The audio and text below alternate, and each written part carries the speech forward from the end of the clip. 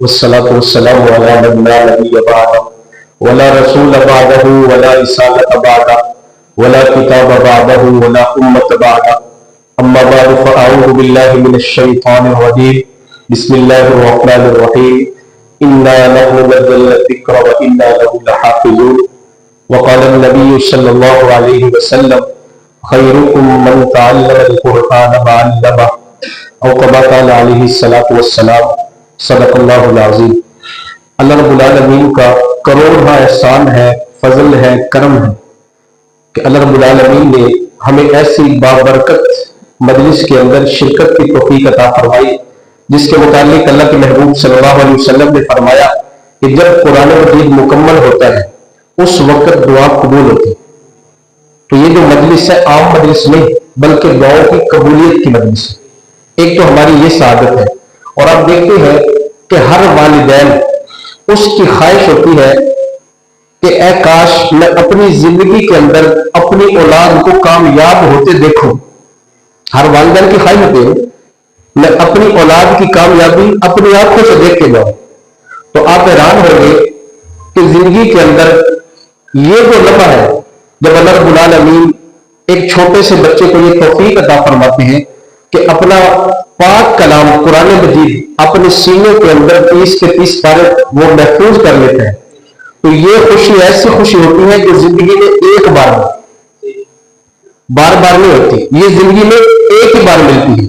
اور اس خوشی کا اندازہ آپ اس بات سے بھی لگا سکتے ہیں کہ اللہ کے محبوب صلی اللہ علیہ وسلم نے فرمایا خیرکم من تعلم القرآن وعلمہ.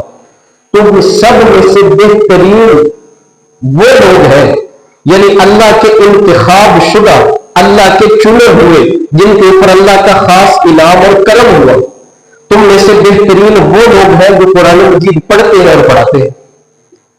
یعنی ان کی شب و روز کی مصروفیت یہ ہے کہ انہوں نے صبح کا آغاز کرنا ہے تو سب سے پہلے آنکھوں میں اللہ کا کلام کا دیدار کرنا ہے.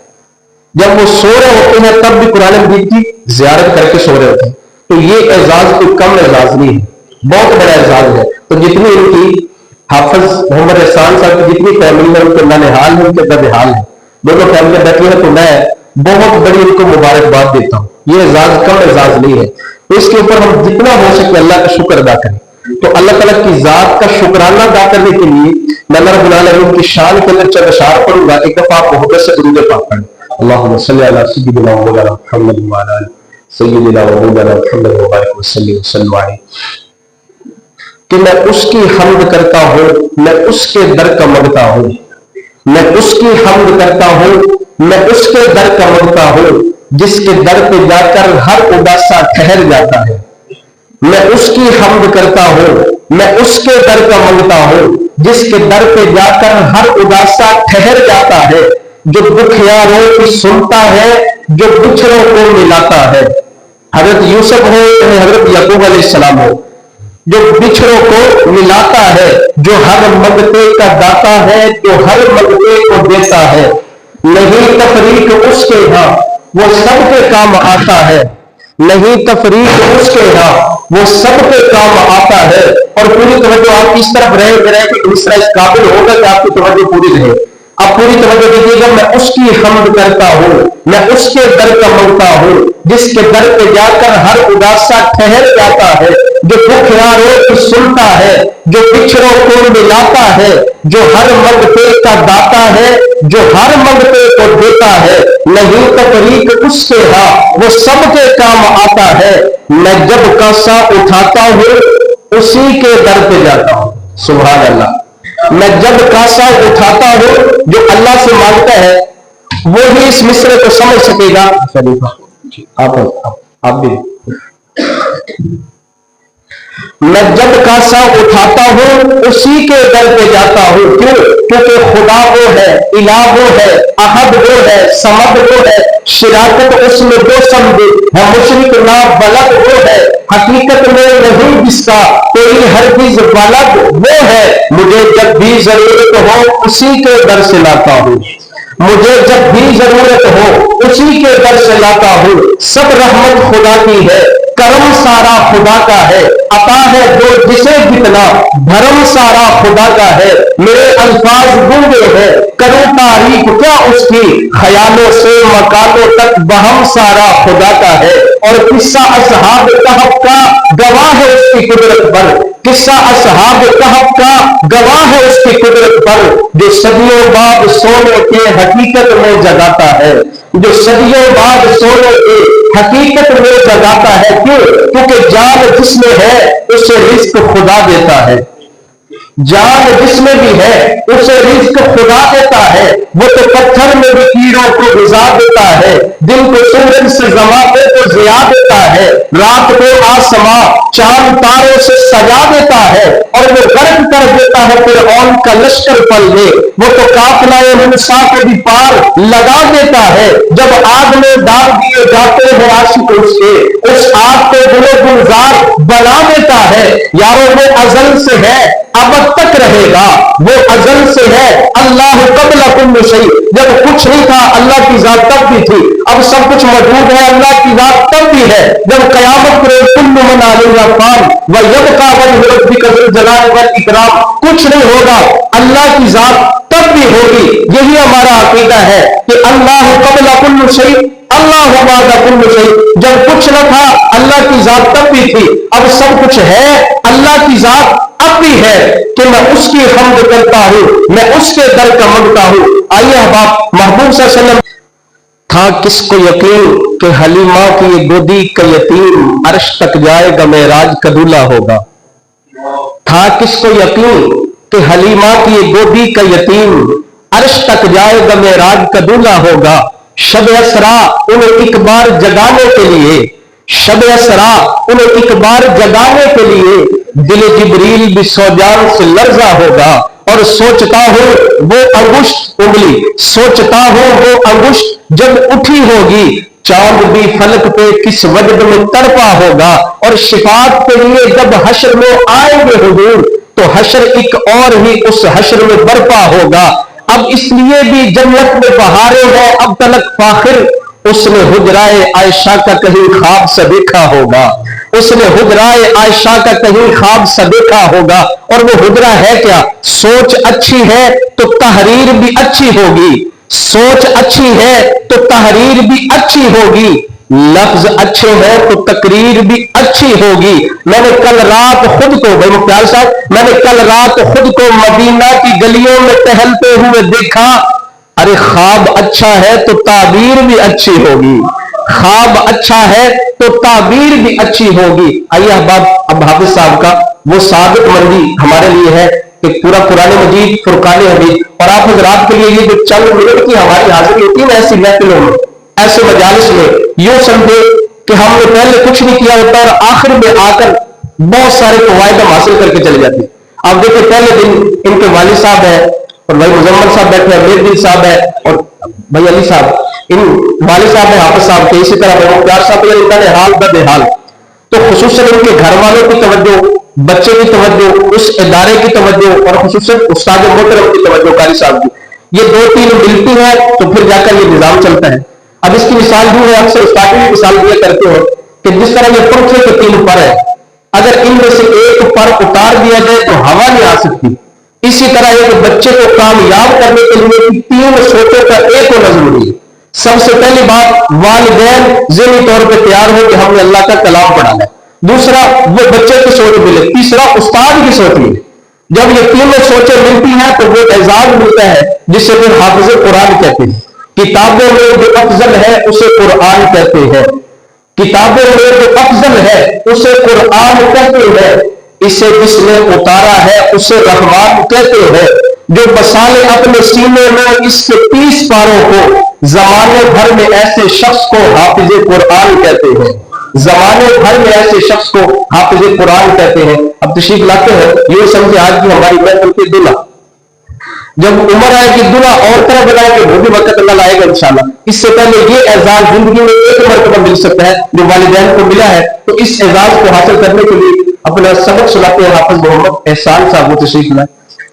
أعوذ بالله من الشيطان الرجيم بسم الله الرحمن الرحيم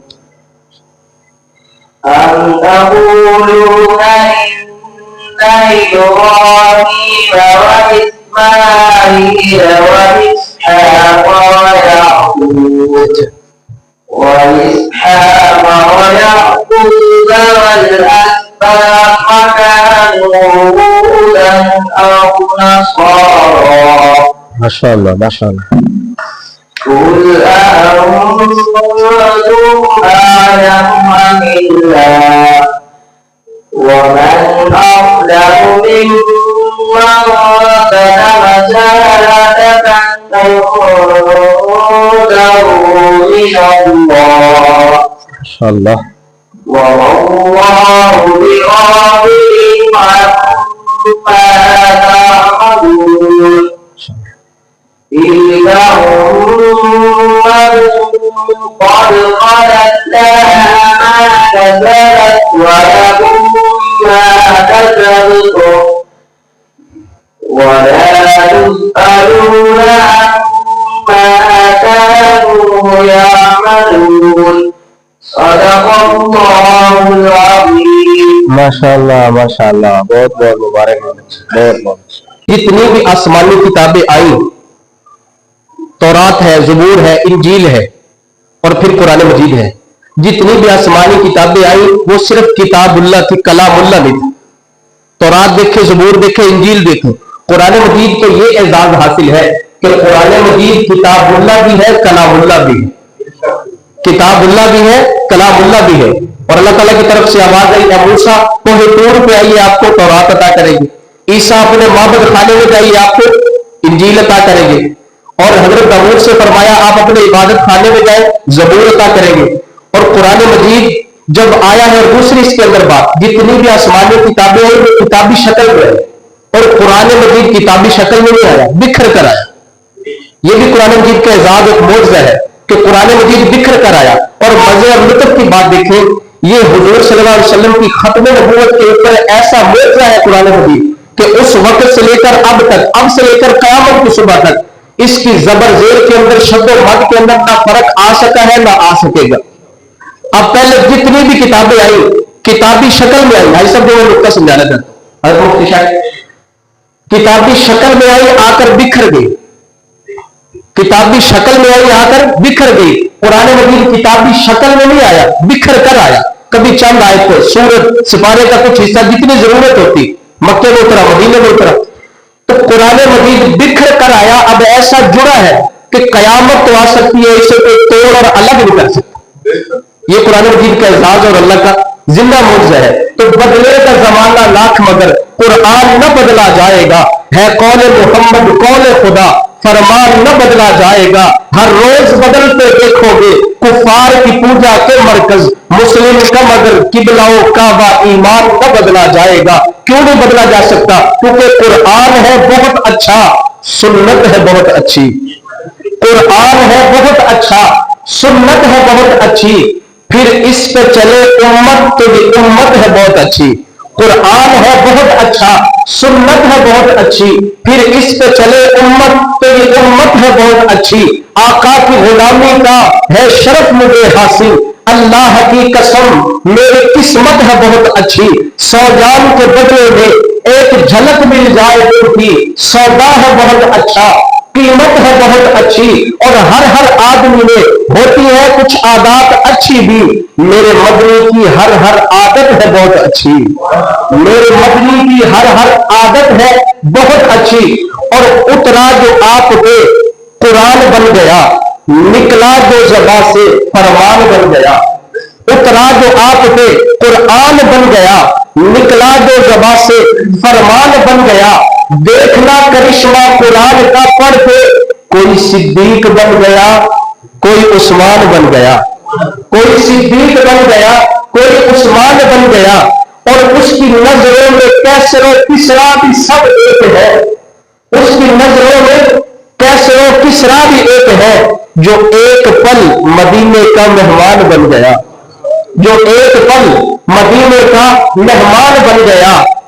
اور آخر میں شان صحابہ کو میں یہ کہہ کے بات ختم کر رہا ہوں، جو روشنی کے سفیر ٹھہرے ہم ان ستاروں کو مانتے ہیں، جو روشنی کے سفیر ٹھہرے، ماسٹر غفار صاحب، جو روشنی کے سفیر ٹھہرے ہم ان ستاروں کو مانتے ہیں، جنہیں خزاں کا نہ کوئی ڈر ہو ہم ان بہاروں کو مانتے ہیں، ہمارا دامن چار یاروں کی عنایتوں سے بھرا ہوا ہے، ہمارا دامن چار یاروں کی عنایتوں سے بھرا ہوا ہے، ہم اہل سنت نبی کے ناصر تمام یاروں کو مانتے ہیں، ہم اہل سنت نبی کے ناصر تمام یاروں کو مانتے ہیں۔